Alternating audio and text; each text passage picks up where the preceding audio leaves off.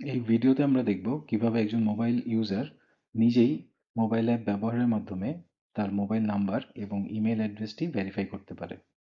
এর জন্য প্রথমেই মোবাইল অ্যাপে গিয়ে আমাদের ইউজার আইডি এবং পাসওয়ার্ডটি প্রবেশ করাতে হবে। ইউজার আইডি এবং পাসওয়ার্ডটি সঠিকভাবে প্রবেশের পর আমরা লগ ইন অপশনে ক্লিক করব। লগ ইন অপশনে ক্লিক করার পর সাকসেসফুলি লগ ইন হলে আমরা মোবাইল অ্যাপের হোম স্ক্রিনে পৌঁছাবো। হোম স্ক্রিন থেকে আমরা মোর অপশনে ক্লিক করব। মোর অপশনে ক্লিক করে আমরা একটি সাইড মেনু দেখতে পাবো। সাইড মেনুতে আমরা ইউজার অপশনটি ক্লিক করব।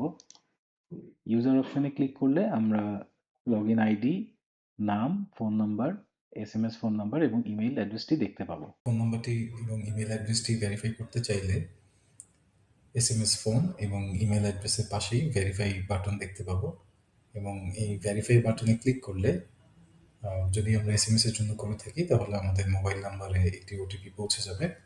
আমরা মোবাইল নাম্বার থেকে ওটিপিটি সংগ্রহ করে এন্টার ওটিপি ফিল্ডে ওটিপিটি প্রবেশ করাবো।